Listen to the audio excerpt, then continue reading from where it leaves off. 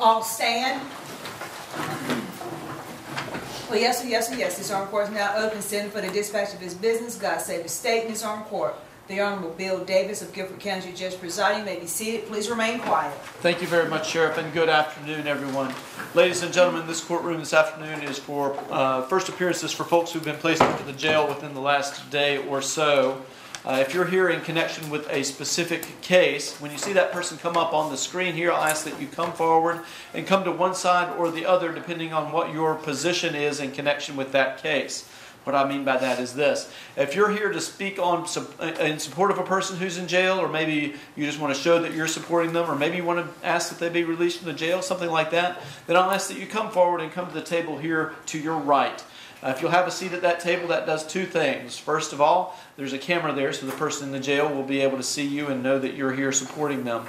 Secondly, I'll see you come up and know that there may be something that you want to share with me about that case, and that'll be my cue to let me know that you're here and might have something to say.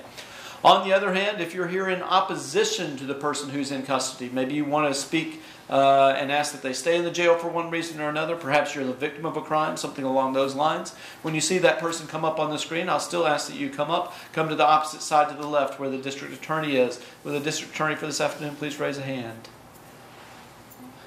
Looks like we've got two for the afternoon. But when you come forward, let the district attorney know that you're here on that case. They may want to get some information from you about the situation, which they can either share on your behalf or they can introduce you to me and let me know that you're here to say something. Either way, when you see the person whose case you're interested in on the screen, just come forward to one side or the other. Thank you very much, ladies and gentlemen. We ready to begin? Yes, sir. Yes, sir. All right. First up.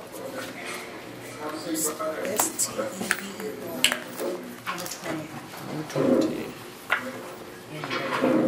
And also put down. Okay. Paul Steber. All right.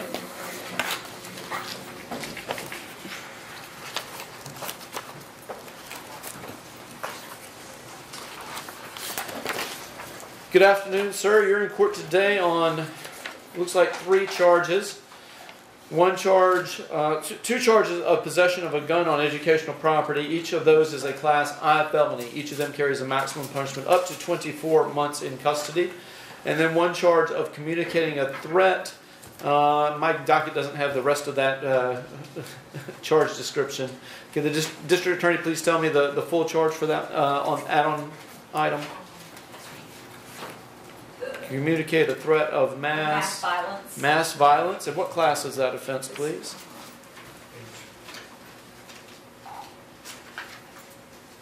It is. Sorry, Your Honor, I have just a moment. Okay.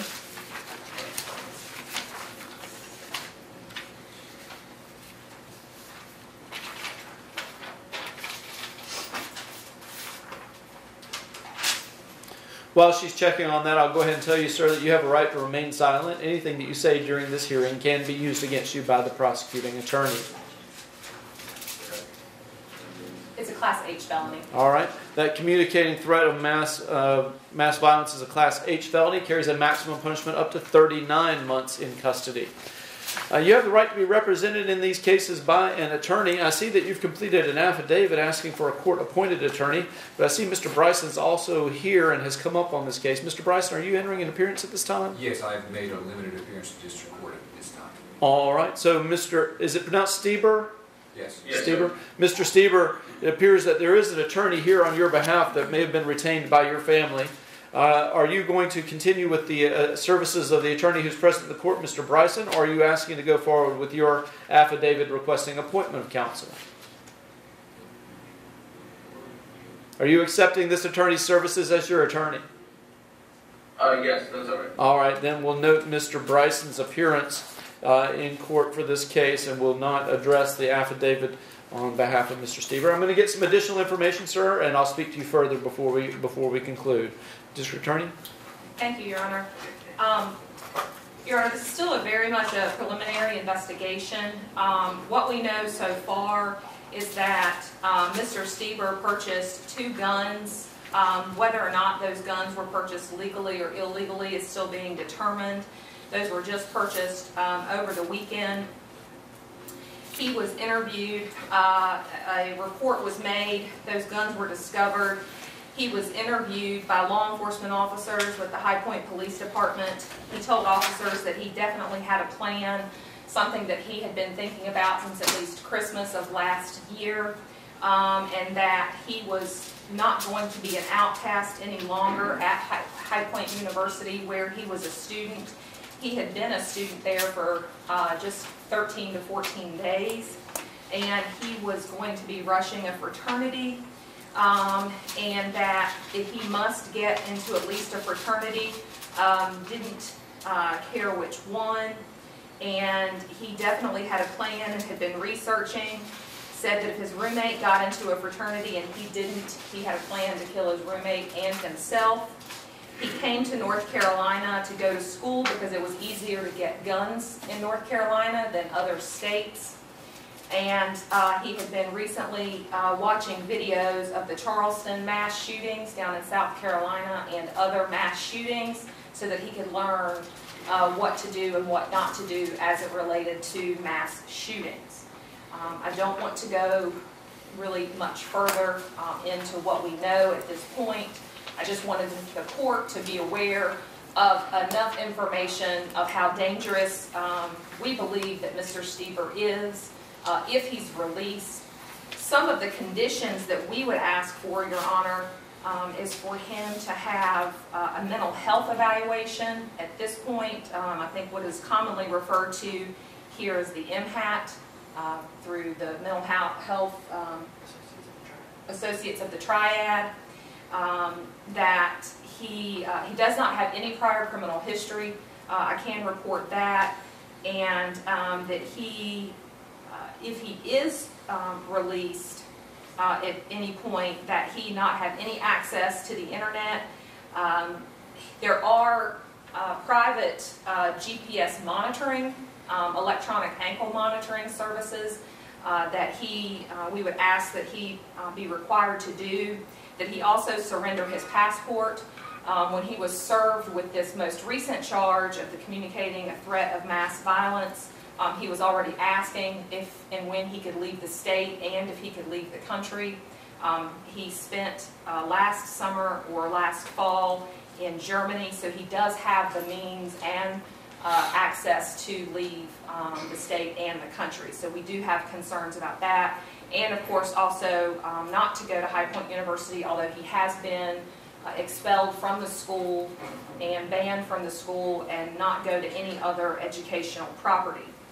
If Your Honor specifically would look at 15A 534.7, that is a statute that specifically addresses bonds. Do you have a copy of that statute by any chance? I do, Your Honor, if you may. Thank you. Okay, approach. Yes, please. That statute specifically addresses bond conditions for this particular charge. It does allow him to be held without bond for a period of time until such conditions are met. And we would ask that he be held until at least this mental health evaluation is completed and any further treatment, and until it's just that the court deems that he be allowed to post a bond in this particular case. He is currently under a $2 million bond under the first original charges, which are the guns on educational property. Is it just the $2 million bond, or there's a $2 million for that and then an additional bond for the later charge? It's just a $2 million bond on the first two charges for the guns. He's under no bond currently for the communicating a threat of mass violence, because that must be set by a judge unless 48 hours passes. Then it can be set by a magistrate. I see. My printed docket erroneously reflected a bond on that communicating threat. I think he was initially set with a bond, and then the magistrate realized that he could not, the magistrate was not allowed to, did not have that authority to set that just yet. All right, thank you.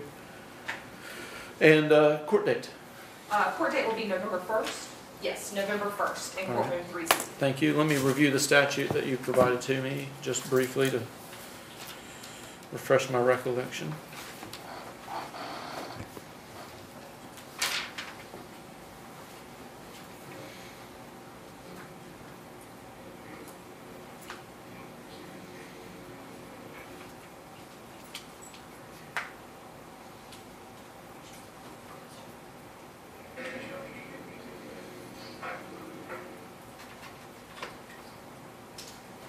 I see that the statute you cited says the judge shall direct a law enforcement officer or district attorney to provide a criminal history report for the defendant.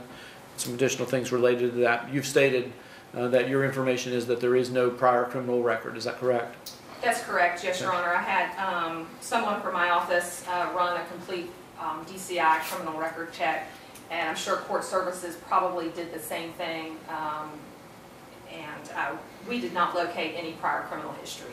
Thank you.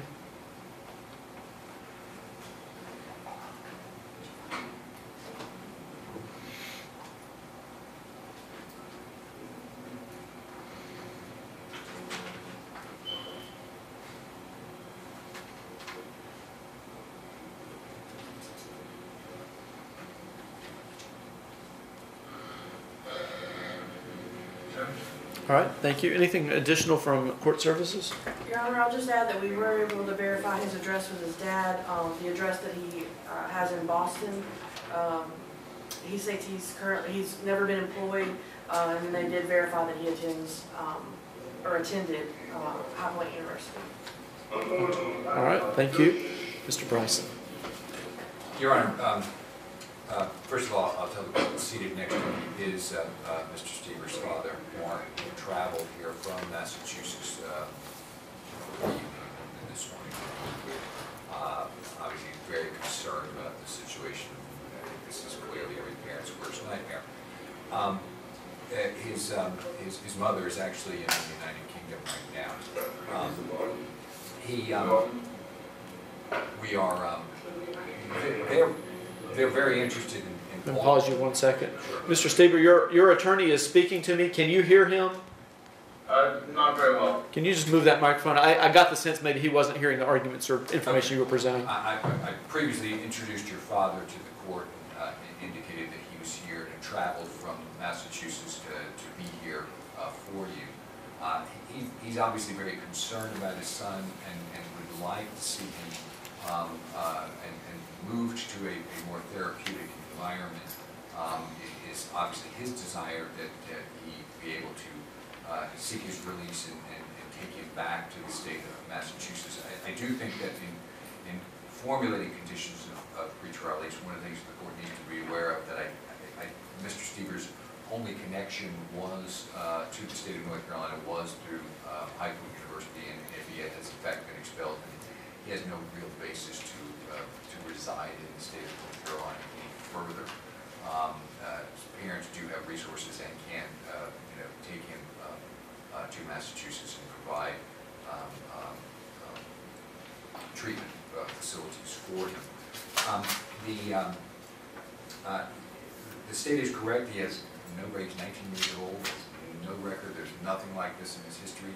While he has seen a psychiatrist in the past, things like ADD and things like that, there's nothing like this in his background whatsoever. I am aware of the request for the forensic evaluation, and I was on the phone with Dr. Silva myself this morning, and she wanted the court to recommend that she be tasked with doing a full forensic evaluation in the circumstance, and we're not opposed to that. And I guess that's all I'll say at this time. So, Mr. Bryson, just so that I understand your position, are you asking me to set some particular bond at this stage, or are you suggesting it's better to wait for that forensic evaluation, or what? I need to understand your position a little bit clearly. We would love for the court to go ahead and set conditions of pretrial release for him, and if you want to condition them upon, but he must have the forensic evaluation first, we have no opposition to that.